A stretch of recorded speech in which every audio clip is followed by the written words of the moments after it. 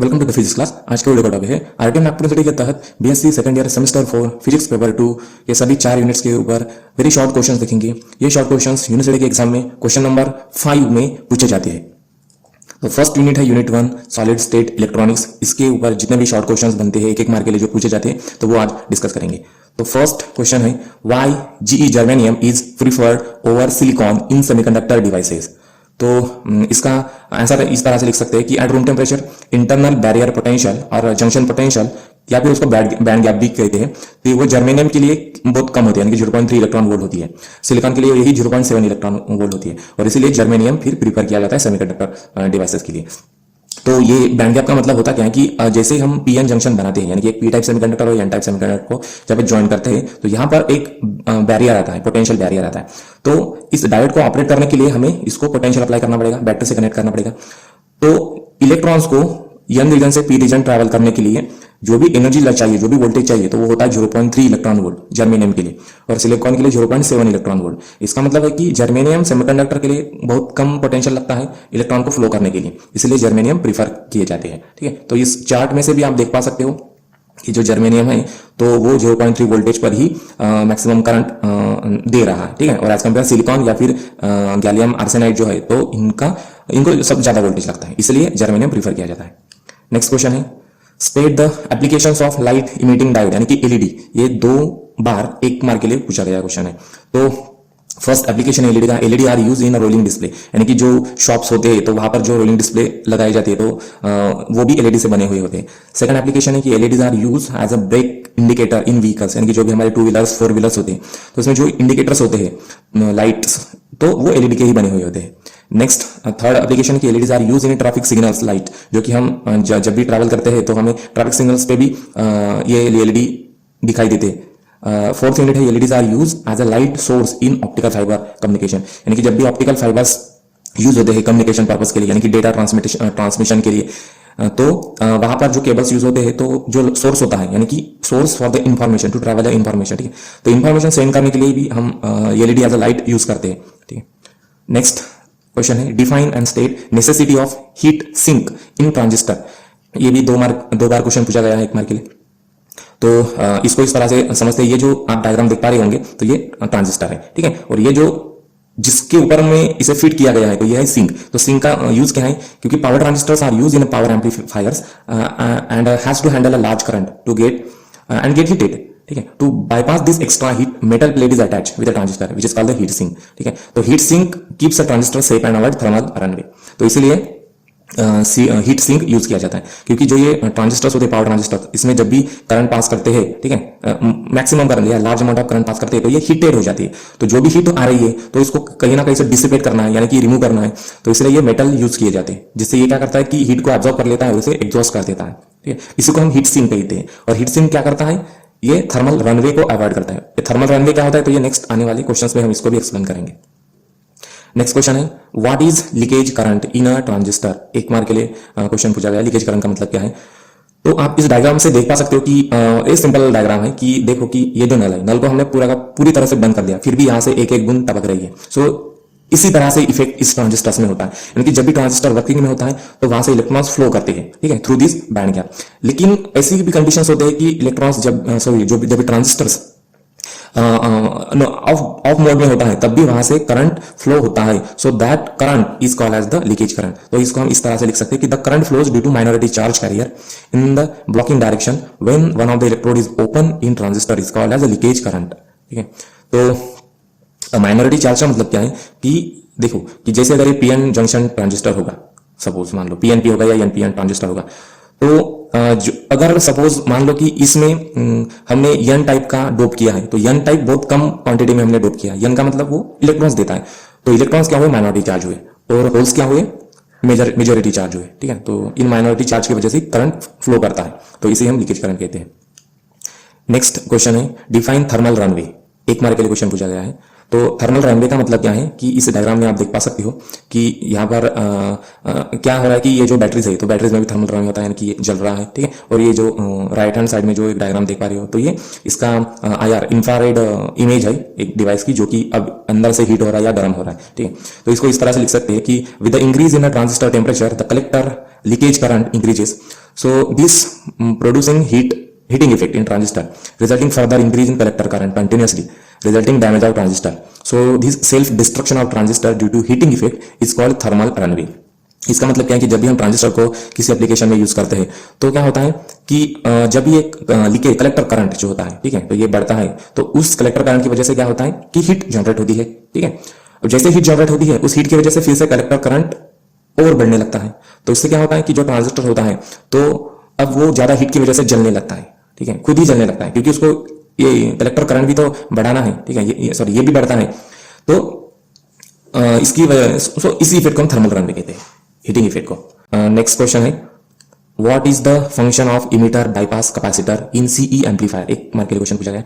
तो एक्चुअली ये जो बाईपास कैपेसिटर होता है सी एम्पलीफायर के लिए, तो ये पैरेलल कनेक्टेड होता है, ठीक है, तो ये क्या करता है इनपुट इंपेडेंस को कम करता है और वोल्टेज गेन को बढ़ाता है। तो इसको हम इस डायग्राम की मदद से समझ सकते हैं कि यहाँ पर हमने दो कैपेसिटर्स लगाए, दो बाईपास कैपेसिटर्स लगाए पैरेलल में, ठीक है, तो ये है आपका सीई मोड, सीई एम्पलीफायर है, तो यहाँ पर हमने दो ट्रांजिस्टर्स लगाए, ये वाला एक और ये वाला दो, क्योंकि अब ये ट्रांजिस्टर्स क्या करता है अगर दो लगाएंगे तो एफिशिएंसी और बढ़ेगी इसकी, इसका जो पावर गेन है, ठीक है, ये भी बढ़ेगा। अब आप इस डायग्राम में देख पा सकते हो कि यहाँ पर जो इनपुट है एसी इनपुट है, तो एसी इनपुट में क्या रहेगा, इसमें कैपेसिटर रहेगा, रेजिस्टर रहेगा और इंडक्टर कॉइल रहेगी, तो तीनों का जो रिएक्टेंस होगा उसी को इंपेडेंस कहते हैं। तो इसी इंपेडेंस को ये कम करता है बाईपास कैपेसिटर्स और आउटपुट बढ़ाता है, यानी कि वोल्टेज गेन बढ़ाता है। ये देख पा सकते हो कि इनपुट कितना है और आउटपुट कितना है, ठीक है, तो इसीलिए बाईपास कैपेसिटर्स सीई एम्पलीफायर में यूज किया जाता है। नेक्स्ट क्वेश्चन है draw the symbol for PNP transistor, एक मार्क के लिए क्वेश्चन पूछा गया है। तो पीएनपी ट्रांजिस्टर के लिए हम सिंबल कैसे लिख सकते हैं, तो यहाँ पर दो तरह के ट्रांजिस्टर्स होंगे, पीएनपी और एनपीएन, ठीक है, तो हमें पीएनपी के लिए देखना है। पीएनपी ट्रांजिस्टर में क्या होगा, एक कलेक्टर होगा, एक इमीटर होगा और एक बेस होगा, ठीक है। इमीटर क्या होता है, सबसे छोटा बेस होता है, उसके बाद में इमीटर होता है, ये मीडियम साइज का होता है इमीटर, और कलेक्टर सबसे बड़ा होता है साइज में, ठीक है। तो अब देखो पीएनपी, इसको याद करने का फॉर्मूला कैसे लिखेंगे, पी का मतलब पॉइंट्स, एन का मतलब इन, और फिर से पी का मतलब परमानेंटली, यानी कि पॉइंट यानी कि ये, इन परमानेंटली यानी कि ये अंदर की तरफ, हम इसको इसकी डायरेक्शन अंदर की तरफ होगी तो ये पीएनपी ट्रांजिस्टर होगा। एनपीएन ट्रांजिस्टर का मतलब क्या होगा, नेवर पॉइंट इन, यानी कि ये बाहर की तरफ रहेगा, ये जो एरो है इसकी डायरेक्शन बाहर की तरफ रहेगी, और ये एरो हमेशा इमीटर में ही होता है, ठीक है। तो एनपीएन में क्या होगा कि जो करंट होगा तो ये बाहर की तरफ आएगा, इमीटर की तरफ आएगा, तो इस डायरेक्शन के हिसाब से ही हम पीएनपी और एनपीएन को डिनोट कर सकते हैं, ठीक है। अगर ये यारो बाहर की तरफ होगा तो ये एनपीएन होगा, नेवर पॉइंट्स इन, और पॉइंट्स इन परमानेंटली तो ये पीएनपी होगा। ये ट्रिक है याद रखने की, ठीक है। Next question is state any two applications of solar cell, एक मार्क के लिए क्वेश्चन पूछा गया है। तो इसको इस तरह से समझेंगे, first solar cells are use in street lamps, यानी कि जो कि रास्ते में जो भी लैंप्स यूज होते हैं, ठीक है, तो वो सोलर पैनल्स पर ही चलते हैं, सोलर सेल पर ही चलते हैं। ये जो देख पा रहे होंगे तो ये सोलर सेल है। तो इस पे क्या होता है कि सोलर सन की जो लाइट है या रेडिएशन है तो वो यहाँ पर गिरती है पे प्लेट्स के ऊपर में, और उसी रेडिएशन को ये सेमीकंडक्टर्स क्या करते हैं, सोलर पैनल्स क्या करते हैं कि इसको इलेक्ट्रिसिटी में कन्वर्ट करते हैं और बैटरी में स्टोर करते हैं, और उसी बैटरी की मदद से ये लाइट अभी जलता है, ठीक है। नेक्स्ट एप्लीकेशन है solar cells are use in power electronics devices in satellite, यानी कि जो भी हम सैटेलाइट लॉन्च करते हैं स्पेस में for the various purpose, research study के लिए या फिर कम्युनिकेशन के लिए, तो इसमें भी जो पावर यानी कि जो भी कंपोनेंट्स होते हैं इलेक्ट्रॉनिक्स कंपोनेंट, ठीक है, तो उनको चलने के लिए भी सोलर पैनल्स यूज किए जाते हैं। तो सैटेलाइट पर भी सोलर बड़े बड़े सोलर पैनल्स होते हैं जो कि सन की लाइट को इलेक्ट्रिसिटी में कन्वर्ट करते हैं। थर्ड है कि solar cells are use in a calculator, ठीक है। अब आपने कैलकुलेटर भी यूज किया होगा, तो कैलकुलेटर के जो लेफ्ट राइट टॉप में जो एक प्लेट होती है, ठीक है, जिसमें ये आप देख पा सकते हो फिगर में, तो ये भी एक क्या है कि सोलर सेल है, ठीक है। कैलकुलेटर में बैटरी भी होती है लेकिन बैकअप के लिए एक सोलर प्लेट भी होता है, ठीक है, इससे भी कैलकुलेटर चलता है। अगर इसके ऊपर में हम ऐसे हाथ रख देंगे तो ये जो कैलकुलेटर होगा इसका पावर कम हो जाएगा अगर बैटरी जा चुकी है तो, ठीक है। नेक्स्ट है 4 solar cells are use for generation of electrical power. अब जैसे कि हमें पता है कि जैसे कोयला भी यूज होता है पावर जनरेशन के लिए, ठीक है, उसी तरह से बड़े बड़े सोलर पैनल्स भी यूज होते हैं, सोलर ग्रिड्स यूज होते हैं, ठीक है। तो हमारे इंडिया में भी सबसे दुनिया का सबसे बड़ा सोलर ग्रिड है, ठीक है, जिसमें पावर यानी कि इलेक्ट्रिसिटी जनरेट की जाती है, ठीक है, यानी कि यहाँ से क्या होता है कि हीट या जो भी सन रेडिएशन है, तो सन रेडिएशन को ये जो सोलर पैनल्स होते हैं तो ये करंट या पावर इलेक्ट्रिसिटी में कन्वर्ट करते हैं और इनको स्टोर किया जाता है और बड़े बड़े ट्रांसमिशन लाइन्स की मदद से इसको ट्रांसमिट किया जाता है घरों पर, ठीक है। नेक्स्ट है draw the transfer characteristics of a transistor in common emitter mode, ठीक है। ये एक मार्क के लिए क्वेश्चन पूछा गया है। तो कॉमन इमीटर मोड का मतलब क्या है कि ये वाला जो साइड है ये वाला इमीटर है, ये बेस है और ये कलेक्टर है। ठीक है। तो कॉमन इमीटर का मतलब ये इमीटर जो है ना, तो अभी इसको ग्राउंडेड कर दिया हमने, तो आउटपुट हमें यहाँ पर मिलेगा कलेक्टर और इमीटर पे। तो यही सी मोड क्या यानी कि कॉमन इमीटर मोड है ट्रांजिस्टर का। तो आपको क्या करना है, अभी ट्रांसफर कैरेक्टरिस्टिक्स लिखना है।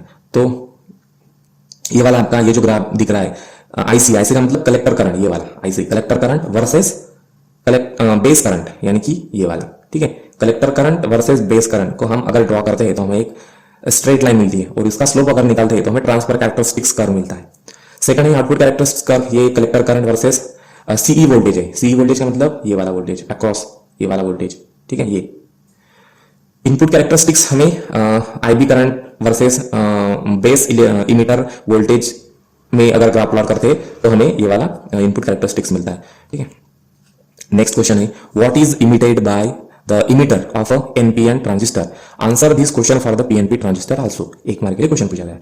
तो इसको इस तरह से समझते हैं कि जो एनपीएन ट्रांजिस्टर है, ठीक है, तो इसमें एन टाइप सेमीकंडक्टर जो होता है, एन टाइप सेमीकंडक्टर। अब इस डायग्राम से आप देख पा सकते हो कि ये क्या है, एन पी एन, एन यानी कि निगेटिव, पी का मतलब पॉजिटिव और फिर से एन का मतलब negative, N P N type transistor है। तो यहां पर मेजोरिटी चार्ज क्या है, तो इलेक्ट्रॉन्स है, ठीक है। तो इसलिए इमिटर क्या इमिट करेगा, इलेक्ट्रॉन्स को इमिट करेगा, बेस की तरफ इलेक्ट्रॉन्स को इमिट करेगा, ठीक है। तो ये ध्यान में रखना कि एन पी एन में क्या होगा, सबसे पहला एन यानी कि निगेटिव, तो इलेक्ट्रॉन्स इमिट करेगा, इमिटर। नेक्स्ट है आपका पीएनपी ट्रांजिस्टर। अब पीएनपी ट्रांजिस्टर की डायग्राम है, इसमें इमिटर होता है पी टाइप, बेस होता है एन टाइप और कलेक्टर होता है फिर से पी टाइप। तो पी का मतलब क्या होता है, मेजोरिटी चार्ज होते हैं होल्स, ठीक है। तो होल्स का मतलब पॉजिटिव, तो इसलिए पीएनपी ट्रांजिस्टर में होल्स इमिट करता है इमिटर बेस की तरफ, ठीक है, और कलेक्टर कलेक्ट करता है। तो ये डिफरेंस है। नेक्स्ट क्वेश्चन है can emitter and collector terminals of BJT यानी bi junction transistor be interchange, अगर इंटरचेंज कर सकते हैं तो वाई। इसका क्वेश्चन इस तरह से लिख सकते हैं कि आप इस डायग्राम में देख पा सकते हो कि यहाँ पर दो तरह के ट्रांजिस्टर है, पीएनपी और एनपीएन ट्रांजिस्टर। अब देखो कि पीएनपी ट्रांजिस्टर का एक एग्जांपल देते हैं कि जो पी टाइप होता है यानी कि इमिटर, इमिटर हमेशा मीडियम साइज का होता है, यानी कि ये बेस है, बेस छोटा होता है, सबसे छोटा होता है। बेस का मतलब क्या है, बेस कंट्रोल करता है करंट को, जैसे टैप वाटर है, टैप वाटर का जो नली होती है, ठीक है, तो उसका जो ऑफ स्विच होता है बंद शुरू करने का टैप वाटर का नल, ठीक है, तो उस नल के पिन के जैसा ही काम करता है, या स्विच जैसा काम करता है बेस, ठीक है। तो बेस क्या करता है, इमीटर से आने वाले चार्जेस को कंट्रोल करता है, यानी कि कितनी चार्जेस इमीटर से कलेक्टर में जानी चाहिए, ये बेस कंट्रोल करता है। इसलिए बेस हमेशा छोटा होता है, सबसे छोटा, और बेस से बड़ा इमीटर होता है, ठीक है, और इमीटर से बड़ा कलेक्टर होता है। तो इसलिए हम इंटरचेंज नहीं कर सकते, यानी कि कलेक्टर को इमीटर नहीं बना सकते और इमीटर को कलेक्टर नहीं बना सकते, क्योंकि कलेक्टर का साइज इसलिए बड़ा होता है ताकि जो भी इमीटर से जितने भी चार्जेस अक्रॉस आएंगे बेस के थ्रू, बेस के अक्रॉस आएंगे कलेक्टर की तरफ, तो इसमें स्पेस, बहुत ज्यादा स्पेस होनी चाहिए, है ना। अगर इमीटर बड़ा होता और कलेक्टर छोटा होता तो इस पर लोड आ जाता कलेक्टर के ऊपर में, ठीक है। तो इसलिए कलेक्टर हमेशा बड़ा होता है, इमीटर छोटा होता है, और इसको इंटरचेंज भी नहीं कर सकते। सो यहाँ पर इसको इस तरह से लिख सकते हैं, we can not interchange emitter and collector terminals of BJT transistor due to following reason. First क्या होता है कि बीजेटी स्ट्रक्चर सिमेट्रिक नहीं है, सिमेट्रिक नहीं है का मतलब कोई छोटा कोई बड़ा होता है, ठीक है, और इसके काम की वजह से इनको छोटा बड़ा किया जाता है एप्लीकेशन के पर्पस। सेकंड पॉइंट क्या है कि emitter is heavily dope, emitter heavily dope होता है, ठीक है, क्योंकि इसमें से चार्जेस को हमें सेंड करना है, इसलिए हेवीली डोप होता है, ठीक है। और बेस और कलेक्टर लाइटली डोप होता है, लाइटली डोप इसलिए होता है क्योंकि इसमें होल्स बने रहेंगे, मैक्सिमम स्पेस रहेंगी, ठीक है, तो वो चार्जेस को क्या करेगा, कलेक्ट करेगा। इसलिए हम कलेक्टर को इमीटर नहीं बना सकते और इमीटर को कलेक्टर यूज नहीं कर सकते। नेक्स्ट क्वेश्चन है डिफाइन स्टेबिलिटी फैक्टर, एक मार्क के लिए। तो स्टेबिलिटी फैक्टर का मतलब क्या है कि इस डायग्राम में आप देख पा सकते हो कि ये जो भी एक पार्टिकल है, ठीक है, तो ये किस तरह से मोशन कर रहा है और स्टेबल हो रहा है एक जगह पर। तो इसी तरह का एक कंसेप्ट है ये स्टेबिलिटी फैक्टर क्या होता है। तो ये क्या है, इसको इस तरह से डिफाइन कर सकते हैं कि it is a small change in collector current to the small change in collector to base leakage current, ठीक है। तो स्टेबिलिटी फैक्टर क्या बताता है, एक्चुअली एबिलिटी बताता है किसी भी ट्रांजिस्टर की, ठीक है, to keep collector current constant, यानी कि कलेक्टर करंट कैसे होना चाहिए, कांस्टेंट होना चाहिए, ठीक है। तो उसी कलेक्टर करंट को ये स्टेबल बनाता है। स्टेबिलिटी फैक्टर से हमें ये पता चलता है कि ट्रांजिस्टर कितना एफिशिएंट है कलेक्टर करंट को कंसिस्टेंट रखने के लिए। नेक्स्ट क्वेश्चन है a given transistor has A 0.98, the transistor is connected with its emitter ground. If the base current is changed by 0.2 milliampere, calculate the change in collector current, ठीक है। तो इसमें numerical में हमें क्या चेंज इन कलेक्टर करंट निकलना है, और बेस करंट दिया गया है, चेंज इन बेस करंट दिया गया है, और ए की वैल्यू दिया गया है, इसमें जो कांस्टेंट है गेन है इसकी वैल्यू। तो इसको हम इस तरह से समझते हैं कि ये सीई मोड का डायग्राम है। ठीक है, तो अब सबसे पहले हम गिवन में लिख लेंगे कि करंट एम्पलीफिकेशन फैक्टर अल्फा कितना है, 0.98 है। बेस करंट कितना है, change in base current 0.2 milli ampere है, और चेंज इन कलेक्टर करंट कितना है ये हमें निकालना है। ठीक है, तो हम फार्मूला यूज करेंगे, we have current gain, gain का फार्मूला क्या है, C mode beta is equal to alpha divided by 1 minus alpha. ठीक है, तो हमें यहाँ पर अल्फा की वैल्यू पता है, तो अल्फा की वैल्यू यहाँ पर पुट कर देंगे और बीटा की वैल्यू निकालेंगे। तो अल्फा की वैल्यू 0.9, 1 माइनस 0.98 कितना बचेगा, बीटा की वैल्यू 49 बचेगी।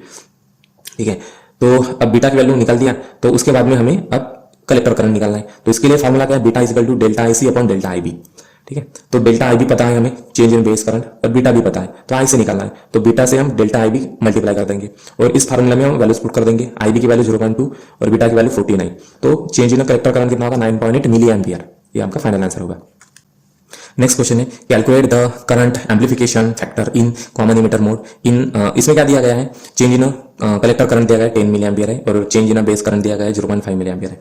तो ये कॉमन इमीटर की डायग्राम है, सर्किट डायग्राम है। तो इसमें इनपुट तो इसमें हम देखेंगे कि इस डायग्राम में जो भी बेस करंट है, change in base current 0.8 milli ampere है, और ये जो कलेक्टर करंट है ये change in collector current 10 milli ampere है। तो ये जो ट्रांजिस्टर है आपका, ये एम्पलीफायर एज एम्पलीफायर यूज हो रहा है, तो ये कितना इनपुट को एम्पलीफाई करेगा, कितने टाइम्स एम्पलीफाई करेगा, तो यही हमें पता करवाना है। तो हम लिख लेंगे इसमें बेस करंट कितना है 0.5 मिली एम्पियर, और ये कितना है कलेक्टर करंट 10 मिली एम्पियर। तो हमें करंट एम्पलीफिकेशन फैक्टर निकालना है, तो कितना एम्पलीफाई करेगा इनपुट को। तो हमारे पास में एक करंट गेन का फार्मूला है सी मोड के लिए, beta is equal to delta I C upon delta I B.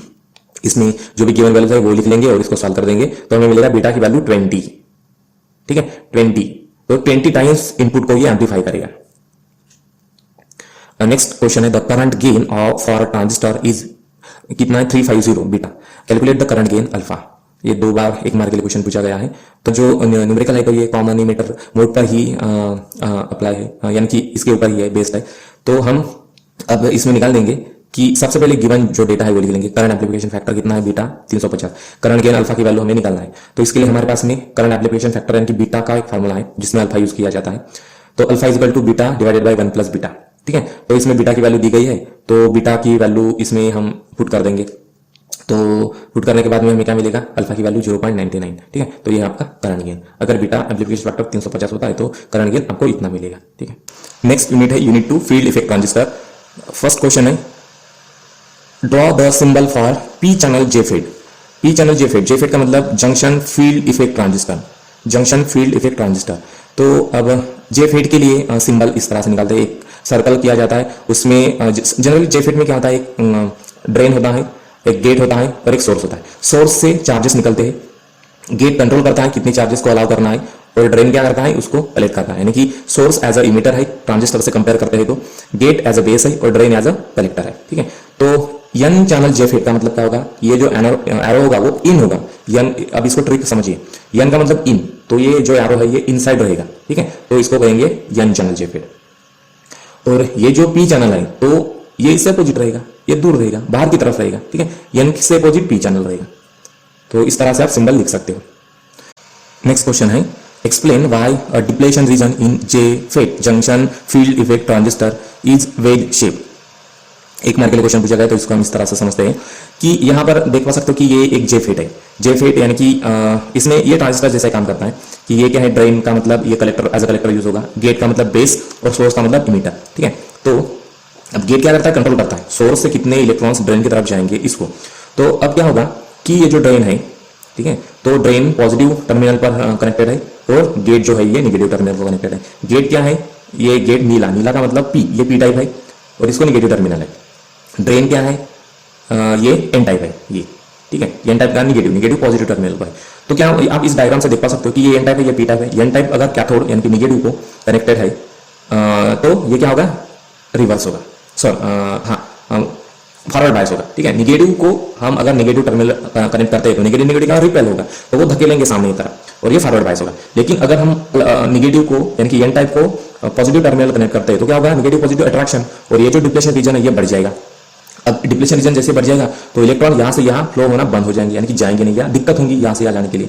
तो इसी तरह का मैकेनिज्म यहाँ पर होता है। जैसे ड्रेन पॉजिटिव पोटेंशियल पर है विद रिस्पेक्ट टू गेट जो कि नेगेटिव पोटेंशियल पर है, जैसे जैसे ये पोटेंशियल बढ़ते जाता है तो इसमें जो ये डिप्लेशन रीजन है ये बढ़ते जाता है इस चैनल में, इस, ठीक है। तो जैसे डिप्लेशन रीजन चैनल में बढ़ते जाएगा तो ये जो इलेक्ट्रॉन्स फ्लो हो रहे हैं यहाँ से सोर्स से ड्रेन की तरफ, तो इनको दिक्कत होगी जाने में, ठीक है।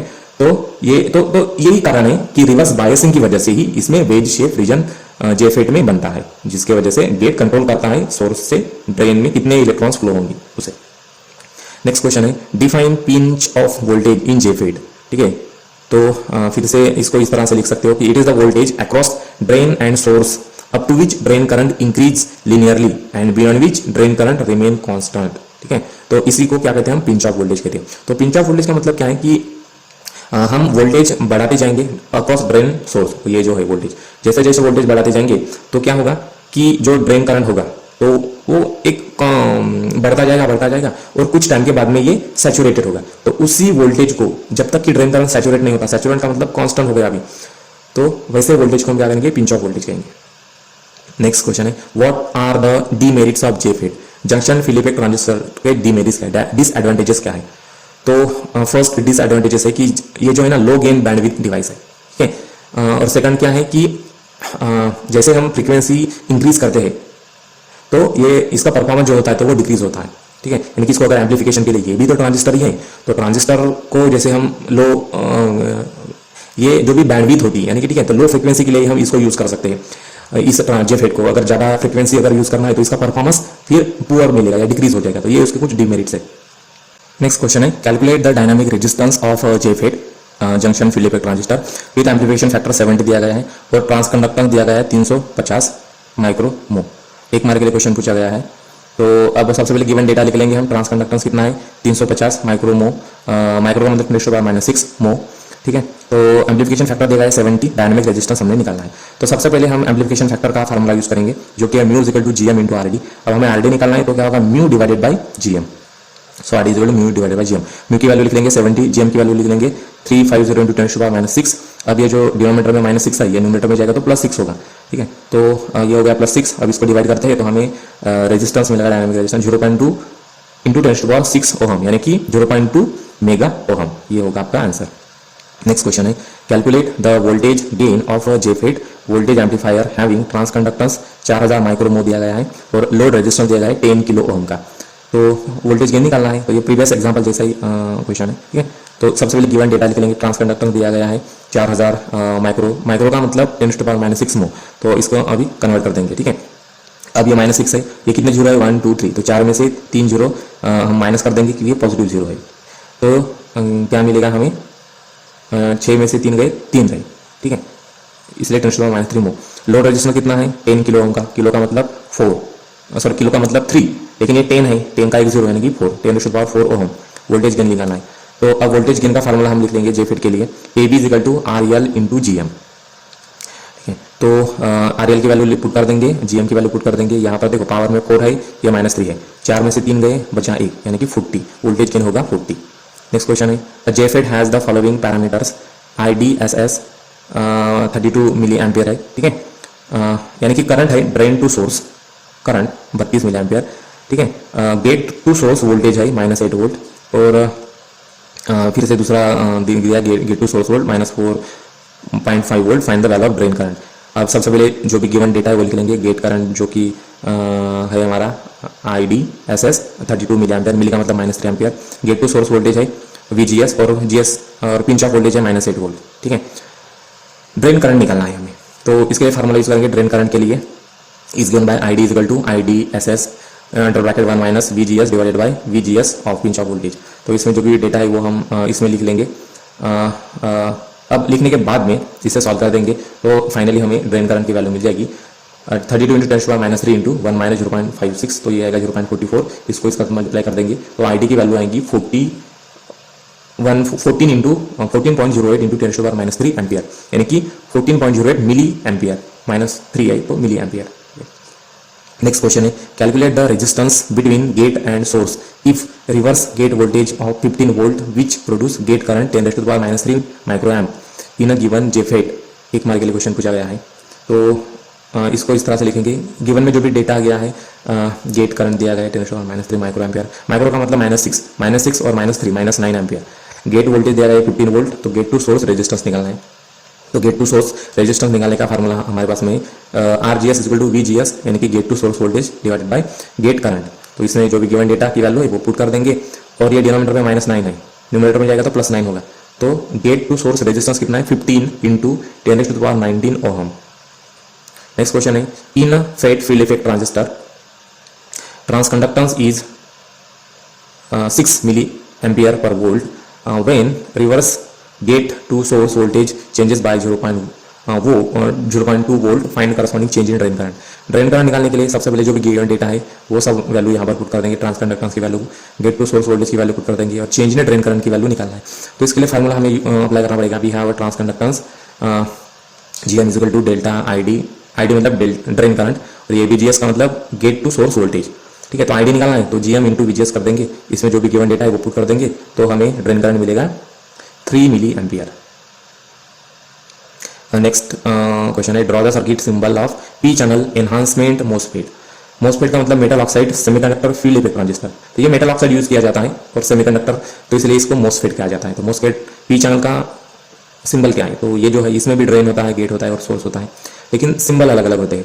एन चैनल का मतलब यहाँ पर जो देख सकते हो कि यहाँ पर कट लाइन है, ये यहाँ पर कटेड है, ठीक है, और ये एक सॉलिड लाइन है और ये कटेड लाइन है। तो ये जो एरो होगा तो ये इनसाइड होगा, ठीक है, और ये वाला एरो इसके अपोजिट साइड होगा, ये सोर्स की तरफ होगा। तो इस तरह से आपको ये सिंबल लिखने हैं। नेक्स्ट क्वेश्चन है draw the circuit symbol for N channel and P channel depletion MOSFET. 3 बार एक बार के लिए क्वेश्चन पूछा गया है। तो एनहांसमेंट मोड के लिए क्या था कि यहाँ पर कंटिन्यूस नहीं था, यहाँ पर छूट गया था, यहाँ पर छूट गया था, यानी कि यहाँ पर दोनों जगह पर गैप थी। लेकिन डिप्लेशन रीजन में क्या था कि ये सॉलिड लाइन है, अदरवाइज सिंबल तो वैसे रहेंगे, ठीक है। Next question is why channel is shown by broken lines in enhancement MOSFET. तो इसका कारण क्या है कि यहाँ पर देख पा सकते हो कि ये एनहांसमेंट मोसफेट का सिंबल है ये, ठीक है। तो क्या होता है कि एनहांसमेंट मोसफेट में ये जो ब्रोकन लाइन जो होती है तो ये डिसकंटिन्यूस चैनल को बताती है, यानी कि जो चैनल है आपका वो कंटिन्यूस नहीं है एनहांसमेंट मोड में, वो होता है डिसकंटिन्यूस। तो ये ब्रोकन लाइंस वही बताती है। नेक्स्ट क्या होता है why does the MOSFET have higher input impedance और रेजिस्टेंस देन जेफेट। 2 बार एक मार्क के लिए क्वेश्चन पूछा गया है। ये आपका जेफेट है और ये आपका मोसफेट है। मोसफेट का मतलब मेटल ऑक्साइड, ये जो होती है मेटल ऑक्साइड की एक लेयर होती है, इसलिए इसको मोसफेट कहा जाता है, और ये जेफेट है, ठीक है, जंक्शन फील्ड इफेक्ट ट्रांजिस्टर।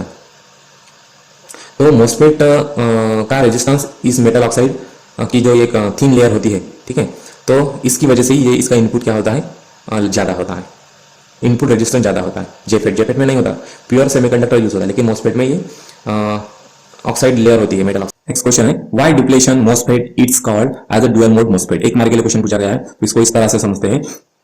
इस डायग्राम में देख पा सकते हो कि जनरली मोसफेट में ये रिवर्स बायस और फॉरवर्ड बायस का कंसेप्ट है। तो सबसे पहले इसको समझेंगे। फॉरवर्ड बायस का मतलब क्या होता है कि एन टाइप सेमीकंडक्टर को हम बैटरी का नेगेटिव इलेक्ट्रोड कनेक्ट करेंगे और पी टाइप सेमीकंडक्टर को बैटरी का पॉजिटिव टर्मिनल कनेक्ट करेंगे। तो पॉजिटिव को टर्मिनल कनेक्ट करेंगे और नेगेटिव को करेंगे, तो क्या होगा कि रिपल्शन की वजह से जो चार्जेस होंगे तो ये डिप्लेशन रीजन की तरफ मूव होंगे, ठीक है। तो इससे क्या होगा कि ये डिप्लेशन रीजन जो होगा तो वो इसकी विड्थ कम हो जाएगी फॉरवर्ड बायस में। अगर रिवर्स बायस लगाते हैं, यानी कि एन टाइप सेमीकंडक्टर को पॉजिटिव टर्मिनल और पी टाइप सेमीकंडक्टर को नेगेटिव टर्मिनल, तो अट्रैक्शन की वजह से डिप्लेशन रीजन की जो विड्थ होगी ये बढ़ जाएगी। तो चार्जेस का यहाँ से पी से एन या एन से पी टाइप मूव होना ये बंद हो जाएगा या कम हो जाएगा। तो कुछ इसी तरह का इफेक्ट यहाँ पर बनता है एनहांसमेंट मोड में। तो ये जो है N type semiconductor source N type semiconductor से बना हुआ है, और जो आपका ड्रेन है ये भी एन टाइप सेमीकंडक्टर से बना हुआ है, और जो गेट है जो कि चार्जेस को कंट्रोल करेगा, सोर्स से ड्रेन की तरफ कितनी चार्जेस जानी चाहिए ये गेट तय करेगा। तो गेट कौन से मेटल का बना हुआ है, ये पी टाइप सबस्ट्रेट का बना हुआ है। तो अब यहाँ पर जैसे ही हम गेट को पॉजिटिव पोटेंशियल देते हैं, यानी कि पॉजिटिव रिपल्शन की वजह से क्या होगा कि जो डिप्लेशन रीजन है उसकी विड्थ कम होगी और चार्जेस फ्लो होना शुरू कर देंगे, यानी कि सोर्स से गेट की तरफ। लेकिन अगर हम इसको रिवर्स बायस में कनेक्ट करते हैं, यानी कि पॉजिटिव को हम पॉजिटिव पोटेंशियल अगर नेगेटिव पोटेंशियल अप्लाई करते हैं इसको, तो क्या होगा कि ये जो डिप्लेशन रीजन है तो ये इसकी विड्थ बढ़ जाएगी निगेटिव की वजह से, निगेटिव पॉजिटिव रिपल्शन। तो यहाँ पर गैप आ जाएगी डिप्लेशन रीजन की और यहाँ से चार्ज फ्लो होना बंद हो जाएंगे, ठीक है। तो इस तरह से आप इसको लिख सकते हो। नेक्स्ट क्वेश्चन है what draw the output characteristics of enhancement MOSFET with P channel. तो इसको फिर से इस डायग्राम की मदद से समझेंगे कि ये जो हमारा पी चैनल है तो इसमें सोर्स पी टाइप मेटल से बना हुआ है और ड्रेन पी टाइप मेटल से बना हुआ है, और आपका जो गेट है तो ये एन टाइप मेटल से बना हुआ है, ठीक है। तो अब क्या होगा कि जैसे ही हम एन टाइप को इसको क्या करना है अभी फॉरवर्ड बायस बनाना है, यानी कि एन टाइप को नेगेटिव पोटेंशियल अप्लाई करेंगे तो डिप्लेशन रीजन की विड्थ जो होगी वो कम होगी और यहाँ से सोर्स से ड्रेन की तरफ चार्जेस मूव होना शुरू हो जाएंगे, ठीक है। तो अब हम इससे ड्रेन करंट निकालेंगे, यानी कि ड्रेन की तरफ कितना करंट जा रहा है वो ड्रेन करंट, और ड्रेन टू सोर्स का पोटेंशियल कितना है, ठीक है, यानी कि ये सोर्स है और ये ड्रेन है, तो ड्रेन टू सोर्स पोटेंशियल कितना है और कितना करंट जा रहा है, तो इसके हम यहाँ पर प्लॉट निकाल देंगे और इसी प्लॉट को हम क्या कहते हैं, आउटपुट कैरेक्टरिस्टिक्स कर्व कहते हैं। नेक्स्ट यूनिट है unit 3 molecular physics. First question है what do you mean by asymmetric top molecule. एक मार्क के लिए क्वेश्चन पूछा गया है, तो इसको हम इस तरह से समझेंगे कि asymmetric top molecules have all three moment of inertia different, यानी कि IA moment of inertia along X axis, moment of inertia along B axis and moment of inertia along C axis. तीनों मोमेंट ऑफ इनर्शिया कैसे होंगे, अलग अलग होंगे, इसी को हम असिमेट्रिक टॉप मॉलिक्यूल्स कहते हैं। तो इस डायग्राम से आप देख पा सकते हो कि ये अगर इसको मान लो कि ये moment of inertia along X axis, ये वाई एक्सिस और ये जेड एक्सिस, तो तीनों से क्या पता चल रहा है कि जो भी मोमेंट ऑफ इनर्शिया होगा मॉलिक्यूल का, एक मॉलिक्यूल का अलोंग एक्स वाई और जेड एक्सिस, तो ये कैसा होगा, डिफरेंट होगा, ठीक है। एक्स एक्सिस में ज्यादा होगा, वाई एक्सिस में उससे कम होगा और जेड एक्सिस में उससे भी कम होगा, ठीक है। तो ये इसी तरह का ये मोमेंट ऑफ इनर्शिया का डिस्ट्रीब्यूशन होता है। नेक्स्ट है why homonuclear molecule hydrogen and nitrogen do not show rotational spectra, ठीक है। तो ये 3 मार्क के लिए सॉरी 1 मार्क के लिए 3 बार क्वेश्चन पूछा गया है, तो इसको हम इस तरह से समझेंगे कि जो भी होमोन्यूक्लियर मॉलिक्यूल्स होते हैं, यानी कि सपोज हाइड्रोजन हाइड्रोजन दो, जब दो हाइड्रोजन एटम मिलते हैं तो हाइड्रोजन गैस बनते हैं, हाइड्रोजन का मॉलिक्यूल बनता है, वैसे दो नाइट्रोजन एटम मिलते हैं तो नाइट्रोजन का एक मॉलिक्यूल बनता है। लेकिन इन हाइड्रोजन में क्या होता है कि ये जो पोलैरिटी है या डाइपोल्स है, तो ये डाइपोल नहीं बनते, ठीक है, यानी कि सिमिलर एटम है, ये हाइड्रोजन हाइड्रोजन देख पा रहे हो, तो सिमिलर एटम्स में डाइपोल्स नहीं बनते, ठीक है। तो अगर डाइपोल नहीं बनेंगे तो वो ना रेडिएशन को एब्जॉर्ब करेंगे ना इमिट करेंगे, इसलिए वो रोटेशनल स्पेक्ट्रा नहीं दिखाते, ठीक है। तो ये एक रीजन है। Next what is an anharmonic oscillator, एक मार्क के लिए क्वेश्चन पूछा गया है, तो अनहार्मोनिक ऑसिलेटर का मतलब क्या है, ठीक है। तो क्या होता है कि जैसे ही कोई एक मॉलिक्यूल वाइब्रेट करता है, ठीक है, लिमिट के अंदर, तो उसको हम क्या कहेंगे, हार्मोनिक ऑसिलेटर कहेंगे। लेकिन अनहार्मोनिक ऑसिलेटर का मतलब क्या है कि यही वाइब्रेशंस मॉलिक्यूल के अगर ज्यादा हो रहे हैं, देखो for large oscillations molecule bond length is not elastic, hence real molecule do not obey exactly the law of simple harmonic motion, so such oscillations are called anharmonic oscillator. तो ये जो हार्मोनिक ऑसिलेटर है या जो भी molecules vibrate हो रहा है, तो कुछ लिमिट तक, यानी कि जब भी वो इलास्टिक उसकी जो बॉन्ड लेंथ है ना, तो वो एक लिमिट तक सेम रहती है, ठीक है, यानी कि सिमेट्रिक रहती है। लेकिन अगर हम फिर से ज्यादा ऑसिलेशन देंगे तो क्या होगा कि जो लेंथ होगी उसमें फिर डिफॉर्मेशन आएगा, बॉन्ड लेंथ में डिफॉर्मेशन आएगा, यानी कि वो इलास्टिक नहीं रहेगी। तो ऐसे ऑसिलेशंस को हम क्या कहेंगे, अनहार्मोनिक ऑसिलेटर्स कहते हैं। नेक्स्ट क्वेश्चन है the force constant for HCl molecule is 468.2 Newton पर metre and reduced mass of HCl molecule is 1.556 into 10 to the power minus 27 kilogram. What is the natural frequency of vibration of HCl molecule, ठीक है। तो हम इसको इस तरह से देख सकते हैं कि जो HCl molecule है तो उसमें क्या है कि डाइपोल है, तो डाइपोल मोमेंट की वजह से क्या होगा कि ये वाइब्रेशन और रोटेशनल स्पेक्ट्रा दिखाएगा। तो जब भी ये मोलिक्यूल वाइब्रेट हो रहा है तो इस वाइब्रेशन की फ्रीक्वेंसी कितनी है, ठीक है, तो यही हमें अभी निकालना है। तो अब गिवन में लिख लेंगे फोर्स कांस्टेंट कितना है, K है 468.2 न्यूटन पर मीटर, रेडियस मास म्यू से डिनोट किया है वो भी हमने लिख लिया, नेचुरल फ्रीक्वेंसी लिखना है, यानी कि वाइब्रेशन फ्रीक्वेंसी निकालना है। रेडियस मास का मतलब क्या होता है कि जैसे कि मान लो कि H हाइड्रोजन का मास अलग होगा और Cl का मास अलग है, ठीक है, लेकिन दो जब ये दोनों मिलते हैं यानी कि मॉलिक्यूल्स बनाते हैं तो इन दोनों का मास जो होगा ना, तो sum of the individual masses नहीं हुआ, यानी कि mass of HCl is not equal to mass of hydrogen plus mass of chlorine, ठीक है, इससे कम होगा, इसलिए इसको रिड्यूस मास कहा जाता है। तो नेचुरल फ्रीक्वेंसी का फार्मूला है हमारे पास में mu is equal to 1/2 by mu, ठीक है। तो म्यू का रिड्यूस मास है, K कांस्टेंट है, फोर्स कांस्टेंट की वैल्यू यहाँ पर पुट कर देंगे और हम अब इसे सॉल्व कर देंगे। तो ये जो है आपका रूट, ठीक है, इसके अंदर में जो डिनोमिनेटर में पावर है -27, ये अब न्यूमरेटर में जाएगा तो प्लस होगा। तो अब सबसे पहले इसको हम सॉल्व करते हैं, तो इसको डिवाइड कर देंगे तो क्या मिलेगा 30 इंटू 10 to the power 28, यानी कि एक जीरो बढ़ जाएगा इसमें, ठीक है। अब हम 28 का रूट निकालते हैं तो कितना आएगा 10 to the power 14, 30 का आएगा 5.47, डिवाइड कर देते हैं 6.28 को, तो इसको सॉल्व करने के बाद हमें क्या मिलेगी frequency 8.7 into 10 to the power 13 hertz, ये फ्रीक्वेंसी होगी इस मॉलिक्यूल के वाइब्रेशन की। Next question is state 2 applications of vibrational spectroscopy, एक मार्क के लिए क्वेश्चन पूछा गया है। तो वाइब्रेशनल स्पेक्ट्रोस्कोपी के एप्लीकेशंस क्या है, तो अभी हमें यहाँ पर देखना है कि सबसे पहला एप्लीकेशन क्या है कि it can be applied to determine the bond length and bond angle. अब यहाँ से देख पा सकते हो कि ये एक मॉलिक्यूल है, जब ये मॉलिक्यूल वाइब्रेट होगा तो इसकी जो बॉन्ड लेंथ है, ठीक है, तो ये बॉन्ड लेंथ कितनी है तो ये हम निकाल सकते हैं, और ये बॉन्ड एंगल कितना है दो मॉलिक्यूल्स के बीच में, तो वो एंगल भी निकाल सकते हैं। और इसको कैरेक्टराइजेशन अननोन कंपाउंड आइडेंटिफिकेशन के लिए भी यूज कर सकते हैं, यानी कि सपोज मान लो कि अगर आपको कोई अननोन कंपाउंड केमिकल दे दिया तो वो कौन सा केमिकल है, सपोज जैसे कि तस्करी होती है, ड्रग्स की वगैरह तस्करी होती है, एक्सप्लोजिव की तस्करी होती है, तो अगर एयरपोर्ट पर वो कौन सा मटेरियल है, तो ये भी हम इस वाइब्रेशनल स्पेक्ट्रोस्कोपी से पता करवा सकते हैं कि वो ड्रग्स है या फिर कोई और मटेरियल है। तो ये इनके एप्लीकेशन है। Next question is state the applications of rotational spectra. ठीक है, अब रोटेशनल स्पेक्ट्रा का एप्लीकेशन क्या है? तो रोटेशनल स्पेक्ट्रा सबसे पहला एप्लीकेशन है कि रोटेशनल स्पेक्ट्रा कब मिलता है? देखो कि जब भी ये मॉलिक्यूल्स है एक, ठीक है, तो अब मॉलिक्यूल्स जो आपकी रेडियो वेव्स है, रेडियो वेव्स को एब्जॉर्ब करेगा। रेडियो वेव को ऑब्जर्व करने के बाद में ये रोटेशन मोशन देना शुरू करेगा। ठीक है, अब रोटेशनल मोशन देने से क्या होगा? जब भी ऑब्जर्व करेगा मॉलिक्यूल तो ये रोटेट होगा, रोटेशन से उसके पास में ज्यादा एनर्जी आ जाएगी, और जब ये हायर एनर्जी में चला जाएगा, हायर एनर्जी से फिर ये लोअर स्टेट में आएगा फिर से कुछ टाइम के बाद में।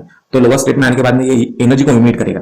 ठीक है, अब एनर्जी को जैसे ही इमिट करता है तो एक लाइन मिलती है हमें, जिसे हम क्या कहते हैं? एक स्पेक्ट्रम लाइन। ठीक है, और ऐसे बहुत सारे स्पेक्ट्रम लाइंस के बनने से ही हमें एक स्पेक्ट्रा मिलता है, रोटेशनल स्पेक्ट्रा। ठीक, तो इस रोटेशनल स्पेक्ट्रा का यूज क्या है? Rotational spectra is used to determine the bond length, यानी कि ये लेंथ कितनी है ये मेजर करने के लिए, और मोमेंट ऑफ इनर्शिया, क्योंकि ये मॉलिक्यूल जो है ये घूम रहा है अभी, तो क्या होगा कि मॉलिक्यूल का मोमेंट ऑफ इनर्शिया कितना है।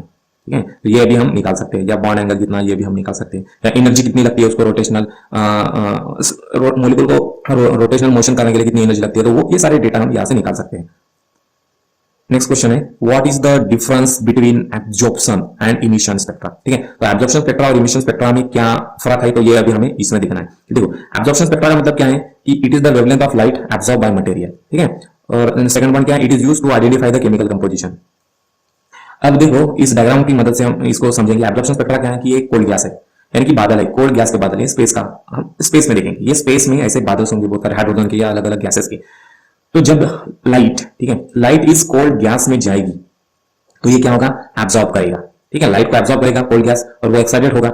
एक्साइटेड होने से फिर ये ग्राउंड स्टेट में आएगा, मॉलिक्यूल्स डी एक्साइटेड होगा तो रेडिएशन इमिट करेगा।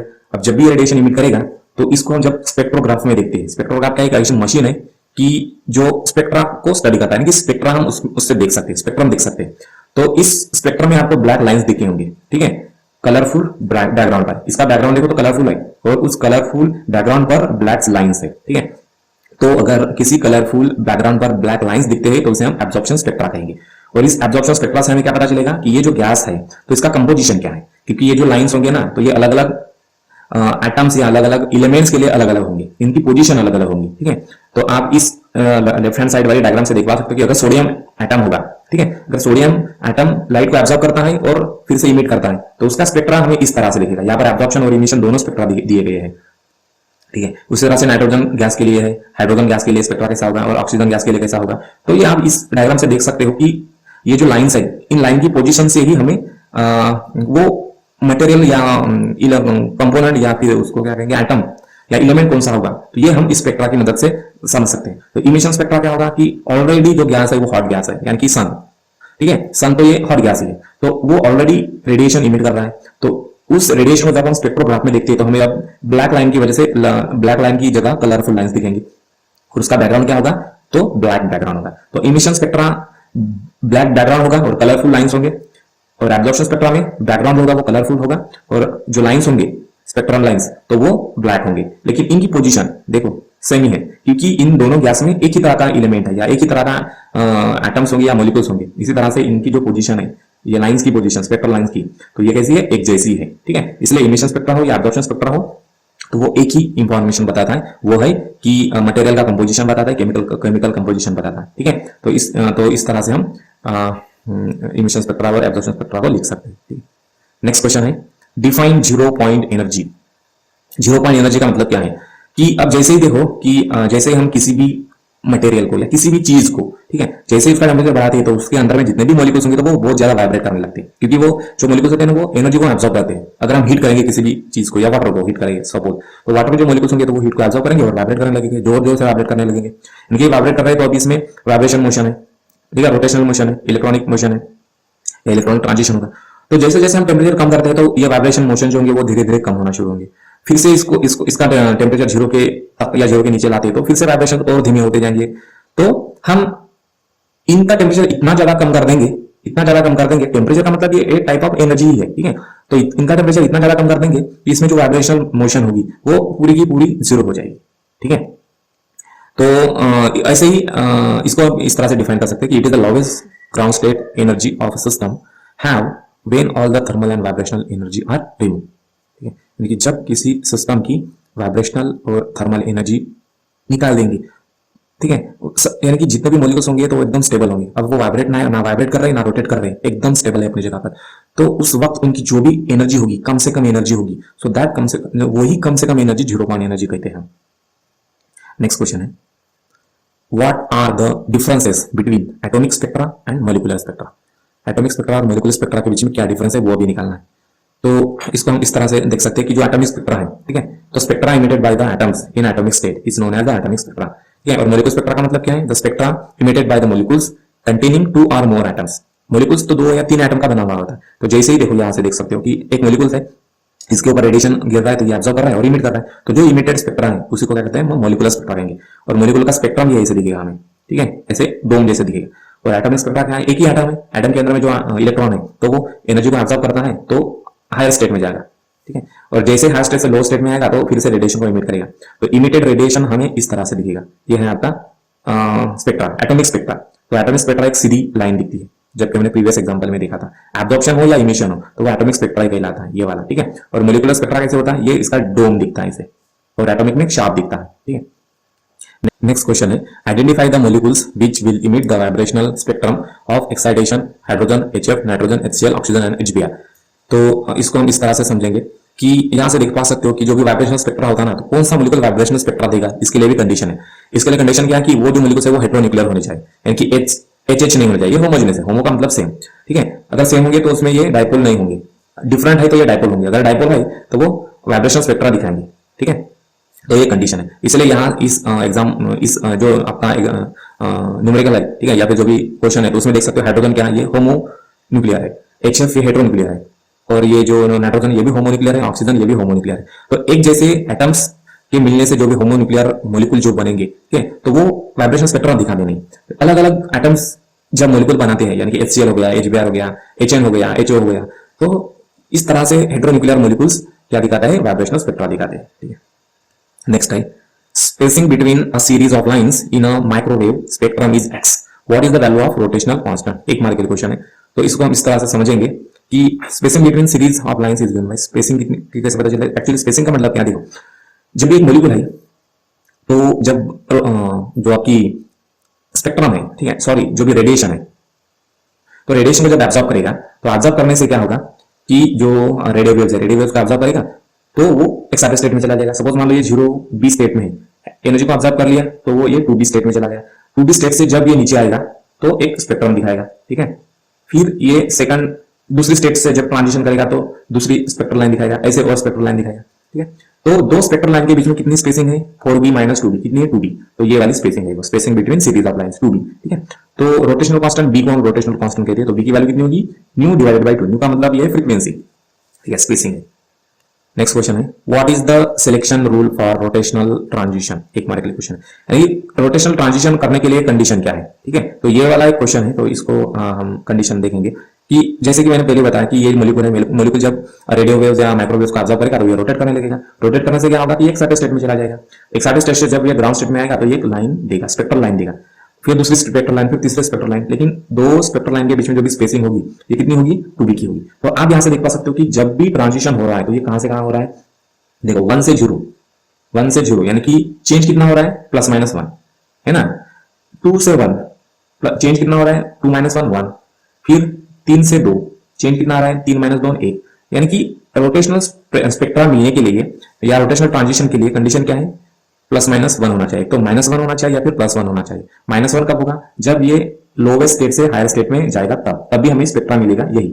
लेकिन वो कौन सा होगा स्पेक्ट्रा, वो एब्जॉर्प्शन स्पेक्ट्रा होगा, ये इमिशन स्पेक्ट्रा है। ठीक है, next question is, calculate the spacing between vibrational energy level for frequency of vibration 2.04 × 10⁻13 hertz. 2 बार एक मार्क के लिए क्वेश्चन पूछा गया है, तो हम इसको इस तरह से समझेंगे कि एक मॉलिक्यूल है जिसकी वाइब्रेशनल फ्रीक्वेंसी दी गई है। ठीक है, तो हमें स्पेसिंग निकालना है। तो इसके लिए अब वाइब्रेशनल फ्रीक्वेंसी जितने भी है वो हमने लिख लिया। वाइब्रेशनल एनर्जी स्पेसिंग यानी कि डेल्टा निकालना है। इसका मतलब क्या है कि ये मॉलिक्यूल है, मॉलिक्यूल जब एनर्जी को एब्जॉर्ब करेगा, यानी कि माइक्रोवेव एनर्जी या फिर रेडियो वेव एनर्जी, तो ये अब वाइब्रेट करने लगेगा। जब ये वाइब्रेट करने लगेगा तो ये क्या होगा, इसकी एनर्जी बढ़ेगी, एक्साइटेड स्टेट में चला जाएगा। एक्साइटेड स्टेट में चला जाएगा तो एक स्पेक्ट्रल लाइन देगा। ठीक है, या फिर एक्साइटेड लाइन से जब ग्राउंड स्टेट में आएगा तब भी एक स्पेक्ट्रल लाइन देगा। ठीक, तो जो स्पेक्ट्रल लाइन की जो स्पेसिंग होगी तो वो कितनी स्पेसिंग है, तो ये अभी हमें निकालना है। तो उसके लिए हमारे पास में फार्मूला है स्पेसिंग का, डेल्टा इज इक्वल टू क्या है, एच न्यू, न्यू हमें पता है, ठीक है। तो इस फार्मूला में न्यू की वैल्यू पुट कर देंगे, एच क्या है, प्लैंक्स कांस्टेंट है। अब इसका जो पावर्स है, पावर्स को सबसे पहले सॉल्व करेंगे, -13 प्लस -34 प्लस 13, ये आएगा -20, और ये जो नंबर है 6.63 इंटू 2.04, तो इसका आएगा 13.5, ठीक है। तो अब इसका ये एक जो डिजिट है ये सामने लेके जाएंगे, तो इसमें एक जीरो कम हो जाएगा, तो हमें क्या मिलेगा 1.35 इंटू 10⁻20 जूल, ये है एनर्जी, यानी कि यही स्पेसिंग है इन टर्म ऑफ जूल। तो इसको आप इलेक्ट्रॉन वोल्ट में या सेंटीमीटर इनवर्स में भी निकाल सकते हो। Next question is, state the born ओपेनहॉइमर approximation. एक मार्क के लिए 2 बार क्वेश्चन पूछा गया है, तो इसको हम इस तरह से लिख सकते हैं कि the total energy of the molecule is equal to the sum of its individual energy due to translational motion, rotational motion and vibrational motion and electronic motion, ठीक है। सो इसको हम इस तरह से समझेंगे कि देखो कि जो भी एक मॉलिक्यूल है, मॉलिक्यूल की टोटल एनर्जी कितनी होगी, तो जो भी टोटल एनर्जी होगी, तो सबसे पहले इसका कंट्रीब्यूशन होगा ट्रांसलेशनल मोशन का, यानी कि जो भी ये गैस के मॉलिक्यूल्स है तो ये ट्रांसलेशनल मोशन करेंगे, एक्स एक्सिस, वाई एक्सिस या जेड एक्सिस पे, यानी कि लीनियर मोशन करेंगे। तो इन मोशन की वजह से भी मॉलिक्यूल्स में एनर्जी आ जाएगी, तो टोटल एनर्जी जो है, तो ये थोड़ा सा कंटेंट उसमें ट्रांसलेशन एनर्जी का भी होगा। फिर दूसरी एनर्जी है रोटेशनल टाइप की, यानी कि जब भी मॉलिक्यूल एनर्जी ऑब्जर्व करता है तो वो ट्रांसलेशन मोशन करता ही है, लेकिन वो रोटेशनल मोशन भी करता है, कि वो रोटेट भी हो सकता है, तो ये भी एक दूसरे टाइप की एनर्जी है। फिर थर्ड चांस क्या हो सकता है कि जब भी मॉलिक्यूल एनर्जी को ऑब्जर्व करेगा तो वो ट्रांसलेशन मोशन करेगा, रोटेशनल मोशन करेगा और वाइब्रेट भी होगा, यानी कि वाइब्रेशनल भी एक एनर्जी है। फिर नेक्स्ट क्या है कि ये इलेक्ट्रॉनिक ट्रांजिशन, यानी कि अगर फिर से मॉलिक्यूल कोई एनर्जी को ऑब्जर्व करता है और ज्यादा एनर्जी, ठीक है, ज्यादा फ्रिक्वेंसी वाली एनर्जी को ऑब्जर्व करता है, रेडिएशन को ऑब्जर्व करता है, तो इसमें हो सकता है कि जो इलेक्ट्रॉनिक ट्रांजिशन है तो वो भी आ जाए, ठीक है, यानी कि इलेक्ट्रॉन ग्राउंड स्टेट से एक्साइटेड स्टेट में चले जाएंगे, तो वो भी एक इलेक्ट्रॉन कंट्रीब्यूशन करते हैं टोटल एनर्जी में। तो इसका मतलब क्या है कि बॉर्न ओपेनहॉइमर अप्रोक्सीमेशन क्या बताता है कि कोई भी मॉलिक्यूल की टोटल एनर्जी कितनी होगी, वो translation energy plus rotational energy, vibrational energy और इलेक्ट्रॉनिक एनर्जी मिलाकर उसकी टोटल एनर्जी बढ़ेगी। नेक्स्ट यूनिट है unit 4, Raman spectroscopy. First question है, why a monochromatic source is necessary to study Raman effect. 2 बार एक मार्क के लिए क्वेश्चन पूछा गया है, तो इसको हम इस तरह से समझेंगे कि फर्स्ट मोनोक्रोमैटिक लाइट जो होता है तो ये नॉइस को रिड्यूस करता है, बैकग्राउंड नॉइस को रिड्यूस करता है, ठीक है, तो इसलिए ये मोनोक्रोमैटिक सोर्स यूज होता है। तो मोनोक्रोमैटिक लाइट का मतलब क्या होता है, सिंगल कलर। जब भी 2 सिंगल कलर मिक्स होंगे, इंटरैक्ट होंगे, तो उसमें जो इंटरफेरेंस होगा तो वो नॉइजी नहीं रहेगा, क्योंकि सेम कलर होने की वजह से उसमें शार्पनेस रहेगा, ठीक है। ये जो आप डायग्राम देख पा रहे होंगे, तो ये क्या है, ये इंटरफेरेंस है, ये जो डायग्राम देख पा रहे हो ये इंटरफेरेंस है, यहाँ पर एक सोर्स है, यहाँ पर भी एक सोर्स है। अब यहाँ पर 2 अलग अलग कलर्स है, अलग अलग कलर्स होने की वजह से क्या हो रहा है, यहाँ पर आप देख पा सकते हो कि यहाँ पर थोड़ा सा ब्लरी दिख रहा है, क्योंकि 2 कलर्स अवेलेबल है। इसलिए अगर यही मोनोक्रोमैटिक सोर्स होता तो आपको शार्प इंटरफेरेंस पैटर्न मिलता, ठीक है। तो यही एक इसका एडवांटेज है कि आपको ये ऐसे नॉइज नहीं दिखेगा, ठीक है। सेकंड क्या है कि जो मोनोक्रोमैटिक लाइट होता है, ठीक है, तो ये क्या करता है कि जो भी एनर्जी चाहिए होती है मॉलिक्यूल्स को एक्साइट करने के लिए, ठीक है, तो इसको कम करता है, यानी कि कम से कम एनर्जी प्रोवाइड करता है। अगर मोनोक्रोमैटिक लाइट नहीं होगा तो उसमें हर एक तरह के लाइट्स अवेलेबल होंगे और हर एक तरह के लाइट्स की फ्रीक्वेंसी, एनर्जी अलग अलग होगी, तो इसलिए जो भी एनर्जी होगी ना तो वो कम ज्यादा होगी, ठीक है, वेरी होती जाएगी। तो इसलिए हमें मॉलिक्यूल्स को एक्साइट करने के लिए कम से कम एनर्जी चाहिए, तो वो मोनोक्रोमैटिक लाइट ही दे सकता है, ठीक है। और थर्ड क्या है कि जो मोनोक्रोमैटिक लाइट होता है, ठीक है, तो ये एक्यूरेसी आती है मेजरमेंट में, रमन स्कैटरिंग में, क्योंकि एक ही लाइट होगा तो एक ही एनर्जी होगी, उसकी एक ही फ्रीक्वेंसी होगी, तो एक ही फ्रीक्वेंसी होगी तो कैलकुलेशंस करने में फिर दिक्कत नहीं आएगी, ठीक है। नेक्स्ट क्वेश्चन है, what is the basic difference between Raman scattering and relay scattering, ठीक है। तो इसको हम इस तरह से समझेंगे, रमन स्कैटरिंग में क्या होता है कि इसमें 2 तरह के फ्रीक्वेंसीज होंगे या 2 तरह के एनर्जीज होंगे। देखो, जब भी लाइट इंसिडेंट होता है किसी भी मॉलिक्यूल्स पर, तो ये लाइट एब्जॉर्ब कर लेता है मॉलिक्यूल्स, ठीक है, लाइट को एब्जॉर्ब कर लेता है मॉलिक्यूल। अब लाइट एब्जॉर्ब करने के बाद में अगर ये उतनी ही एनर्जी देगा जितनी इसने एब्जॉर्ब कर लिया, तो उसको क्या कहेंगे, रिले स्कैटरिंग, जिसकी एनर्जी इक्वल होगी, ठीक है। अब रमन स्कैटरिंग कब कहेंगे, जब ये मॉलिक्यूल्स लाइट इमिट करेगा हायर फ्रीक्वेंसी की या हायर एनर्जी की, ठीक है, यानी कि देखो ये जो लाइट इमिट कर रहा है इसकी जो एनर्जी है तो वो ज्यादा है इससे, इंसिडेंट लाइट से या फिर एब्जॉर्ब लाइट से, तो इसी भी हम रमन लाइट कहेंगे या रमन स्कैटरिंग कहेंगे। दूसरा चांस ऐसा हो सकता है कि ये जो मॉलिक्यूल लाइट को इमिट कर रहा है तो उसकी एनर्जी कम भी हो सकती है, किससे, जितनी एनर्जी उसने एब्जॉर्ब किया उससे, ठीक है। तो रमन स्कैटरिंग ऐसे 2 लाइन को कहेंगे, अगर उसकी एनर्जी अगर ज्यादा है या फिर कम है, ठीक है, तो ऐसे ही लाइंस को हम रमन स्कैटरिंग कहते हैं या रमन इफेक्ट कहते हैं। लेकिन जो लाइन या जो रेडिएशन अगर इक्वल होगा एज द इंसिडेंट रेडिएशन, ठीक है, यानी कि जितना रेडिएशन वो एब्जॉर्ब कर रहा है उतना ही रेडिएशन इमिट कर रहा है, तो वो होगा रेले स्कैटरिंग। लेकिन जितना इंसिडेंट एनर्जी को एब्जॉर्ब कर रहा है उससे ज्यादा या उससे कम एनर्जी एब्जॉर्ब इमिट करेगा, तो उसको हम रमन स्कैटरिंग कहेंगे। Question is state the application of Raman spectroscopy. ये एक मार्क के लिए 2 बार क्वेश्चन पूछा गया है, तो इसको हम इस तरह से समझेंगे। Raman spectroscopy is use to identify and quantify the chemical composition, यानी कोई भी अननोन केमिकल दे दिया है तो वो कौन सा मटेरियल है, ठीक है, तो वो हम रमन स्पेक्ट्रोस्कोपी से पता करवा सकते हैं। दूसरा क्या है कि Raman spectroscopy is use to characterize the physical properties, ठीक है, यानी कि फिजिकल प्रॉपर्टीज क्या है, यानी वो हार्ड है, सॉफ्ट है, ठीक है, डक्टाइल है या इलास्टिक है, तो ये सारे प्रॉपर्टीज भी हम ये पता करा सकते हैं, ठीक है। नेक्स्ट है कि Raman spectroscopy is use to identify the unknown substances, जैसे कि हमने पहले इसमें बताया था कि अगर अननोन सब्सटेंस है, अननोन केमिकल है, तो वो भी हम आइडेंटिफाई कर सकते हैं। नेक्स्ट क्वेश्चन है right 2 characteristics properties of the Raman line. एक मार्क के लिए क्वेश्चन पूछा गया है, तो रमन लाइन की कैरेक्टरिस्टिक्स प्रॉपर्टीज है। देखो, एक मॉलिक्यूल है, इंसिडेंट रेडिएशन को एब्जॉर्ब करेगा, एब्जॉर्ब करने के बाद में सेम लाइट या सेम एनर्जी की लाइट को इमिट कर रहा है, तो उसे हम क्या कहेंगे, रेले स्कैटरिंग। तो ये रमन लाइन है ही नहीं। अगर मॉलिक्यूल्स जितनी एनर्जी एब्जॉर्ब कर रहा है उससे ज्यादा एनर्जी इमिट कर रहा है, तो उसे हम रमन एंटी स्टोक्स लाइन कहेंगे, ठीक है। या फिर मॉलिक्यूल जितनी एनर्जी एब्जॉर्ब कर रहा है उससे कम एनर्जी इमिट कर रहा है, तो उसे कहेंगे रमन स्टोक्स लाइन, ठीक है। तो यहां पर हम देख लेंगे इसको, तो anti Stokes lines are much weaker than the Stokes line, ठीक है। एंटी स्टोक्स लाइन जो होंगे यहां पर देख पा सकते हैं, ये एंटी स्टोक्स लाइंस है, ठीक है। तो एंटी स्टोक्स लाइंस की एनर्जी ज्यादा होती है, लेकिन उनकी इंटेंसिटी जो होती है ना, वो बहुत कम होती है, वीक होती है, वो दिखते भी नहीं, यानी कि बहुत धीमी धीमी दिखते हैं, धुंधले धुंधले दिखते हैं, ठीक है। और ये जो रमन लाइंस होते हैं स्ट्रांगली पोलराइज होते हैं, यानी कि पोलराइज भी हो सकते हैं, ठीक है। थर्ड क्या है कि Raman lines are symmetrically displaced about the parent line. Parent line का मतलब ये रेले लाइन, रेले लाइन से सेम दूरी पर होंगे, जितने दूरी पर एंटी स्टोक्स लाइंस होंगे उतनी ही दूरी पर स्टोक्स लाइंस होंगे, और इन दोनों का जो स्पेसिंग होगी वो 4b की होगी, यहां पर भी 4b होगा और यहां पर भी 4b होगा, ठीक है। नेक्स्ट क्वेश्चन है right the selection rule for vibrational rotational Raman spectra. तो सिलेक्शन रूल क्या है वाइब्रेशनल रोटेशनल रमन स्पेक्ट्रा के लिए? सिलेक्शन रूल है delta nu is equal to +-1 and delta J is equal to 0 और +-2, तो ये आपका आंसर होगा। नेक्स्ट क्वेश्चन है the wavelength of anti Stokes line in a Raman experiment was found at 5401 angstrom unit, find the corresponding wave number. अब wave number निकालना है, दिया क्या है हमें, एंटी स्टोक्स लाइंस की वेवलेंथ दी गई है, ठीक है। तो अब इसको सबसे पहले गिवन में लिख लेंगे, वेवलेंथ जो भी दी है लैम्डा 5401 एंगस्ट्रॉम यूनिट, इसको सेंटीमीटर में कन्वर्ट करेंगे, कितना होगा 10⁻⁻8 सेंटीमीटर। अब इसका वेव नंबर निकालना है। वेव नंबर का मतलब क्या है, इसका लिए फार्मूला है हमारे पास में, वेव नंबर का मतलब 1/λ, ठीक है। ये जो भी लैम्डा दिया गया है तो इसका हम इनवर्स कर देंगे। इनवर्स करने के बाद में हमें क्या मिलेगा, जो भी वेव नंबर है 18515 सेंटीमीटर इनवर्स, तो वेव नंबर का जो यूनिट होगा वो सेंटीमीटर इनवर्स होगा। नेक्स्ट क्वेश्चन है Raman line and exciting lines for a sample is given is of the right 2612 angstrom unit, ठीक है, and 2536 angstrom unit respectively. Calculate the Raman shift. Raman shift निकालना है। रमनशिप का मतलब क्या होगा कि यहां से देखो, ये स्टोक्स लाइंस है और ये एंटी स्टोक्स लाइंस है, ठीक है। तो Stokes line minus anti Stokes line जब हम करेंगे तो जो भी डिफरेंस आएगा उसे को हम रमनशिप कहेंगे, ठीक है। तो सबसे पहले वेवलेंथ लिख लेंगे, जो भी रमन लाइन की वेवलेंथ है 2612 एंगस्ट्रॉम यूनिट है, इसको सेंटीमीटर में कन्वर्ट कर देंगे।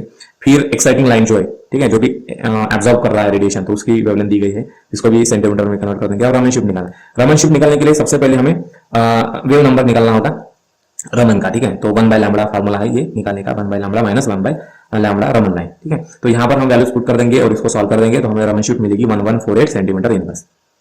नेक्स्ट क्वेश्चन है with the exciting line 34358 angstrom unit and sample gives Stokes line at 445 angstrom unit, express this Stokes line in a wave number, ठीक है। तो इसमें गिवन लिख लेंगे, जो भी गिवन डेटा वेवलेंथ दी गई स्टोक्स लाइन की 4458 एंगस्ट्रॉम यूनिट, ठीक है। एक्साइटिंग लाइन दी गई 4358, इसको भी सेंटीमीटर में कन्वर्ट कर देंगे। अब वेव नंबर निकालना है हमें स्टोक्स लाइन का, ठीक है। तो इसको हम कैसे निकालेंगे कि हमारे पास में फार्मूला है एंटी स्टोक्स लाइन का, सबसे पहले हम ये निकालेंगे, ठीक है। तो इसका फार्मूला क्या 1/λ कर देंगे, 1/λ किए इसको सॉल्व कर देंगे, तो हमें क्या मिलेगा, स्टोक्स लाइन जो है ये वाली स्टोक्स लाइन, तो इस स्टोक्स लाइन का हमें वेव नंबर मिल जाएगा, ठीक है। उसी का इन्वर्स करना है, जिसका हमें वेव नंबर निकालना है तो उसी का इन्वर्स करना है। Next question is calculate the wave number of Raman line of wavelength 4358 angstrom unit. तो सबसे पहले गिवन में डेटा लिख लेंगे, वेव नंबर लिख लेंगे, रमन लाइन का कितना है 4358 एंगस्ट्रॉम यूनिट, इसको सेंटीमीटर में कन्वर्ट कर देंगे। अब वेव नंबर निकालने का फार्मूला है हमारे पास में 1/λ, 1/λ इसका इन्वर्स कर देंगे। तो इसका इन्वर्स करने के बाद में हम इसको सॉल्व कर देंगे, तो हमें क्या मिलेगा 22946 सेंटीमीटर इन्वर्स, तो ये होगा wave number. Next question is state Frank कॉन्डाउन principal, ठीक है। 2 बार 1 मार्क के लिए क्वेश्चन पूछा गया है, तो इसको हम इस तरह से लिखेंगे कि अब इस डायग्राम में आप देख पा सकते हो कि जो भी एक एटम है इसमें एक इलेक्ट्रॉन है। इलेक्ट्रॉन ने क्या किया, एनर्जी को ऑब्जर्व किया, तो ये एक्साइटेड स्टेट में चला गया। एक्साइटेड स्टेट से जब ये ग्राउंड स्टेट में आएगा, जंप करेगा, तो ये एनर्जी को इमिट करेगा, ठीक है। तो ये है आपका इलेक्ट्रॉनिक ट्रांजिशन। तो फ्रैंक कॉन्डन प्रिंसिपल क्या बताता है, जब भी इलेक्ट्रॉनिक ट्रांजिशन होता है किसी भी मॉलिक्यूल में, तो ये इतना फास्ट होता है, इतना रैपिड होता है कि जो भी मॉलिक्यूल्स वाइब्रेट कर रहे हैं ना, तो उनका जो डिस्टेंस होगा वाइब्रेशन करने से क्या होगी, बॉन्ड लेंथ कम ज्यादा होगी, तो ट्रांजिशन इतना फास्ट होता है कि बॉन्ड लेंथ जो होगा ना वो चेंज नहीं होगा, यानी कि चेंज होने तक वो ट्रांजिशन होकर खत्म हो जाएगा, ठीक है। और इसी इफेक्ट, इसी को क्या कहते हैं, इसी यही है आपका फ्रैंक कॉर्डन प्रिंसिपल, ठीक है। तो आप इसमें देख पा सकते हो कि एक मॉलिक्यूल है जो कि ग्राउंड स्टेट में जब भी एनर्जी को एब्जॉर्ब करता है तो ये एक्साइटेड स्टेट में चला जाएगा। लेकिन एक्साइटेड स्टेट में क्या हो रहा है, जब भी एक्साइटेड हो रहा है तो इसमें इलेक्ट्रॉनिक ट्रांजिशन हो रहा है, लेकिन इनका जो बॉन्ड लेंथ है ना तो वो एज इट इज है, ठीक है। तो इसका मतलब यही है कि फ्रैंक कॉर्डन प्रिंसिपल क्या बताता है कि जो भी इलेक्ट्रॉनिक ट्रांजिशन है तो ये वाइब्रेशनल मोशन से भी बहुत ज्यादा है, इतना फास्ट होता है, ठीक है। नेक्स्ट क्वेश्चन है define dissociation energy of molecule. 3 bar question, 1 mark के लिए क्वेश्चन पूछा गया है। तो डिसोसिएशन एनर्जी का मतलब क्या है कि सपोज मान लो एक मॉलिक्यूल है, अब मॉलिक्यूल को ब्रेक करने के लिए जितनी कम से कम एनर्जी लगेगी उसी को हम क्या कहेंगे, डिसोसिएशन एनर्जी कहेंगे। नेक्स्ट क्वेश्चन है what is mean by heat of dissociation. 1 bar question पूछा गया है 1 मार्क के लिए। तो अगर हम हीट एनर्जी अप्लाई करेंगे किसी भी मॉलिक्यूल को ब्रेक करने के लिए तो उस कम से कम हीट एनर्जी को क्या कहेंगे, हीट ऑफ डिसोसिएशन कहेंगे।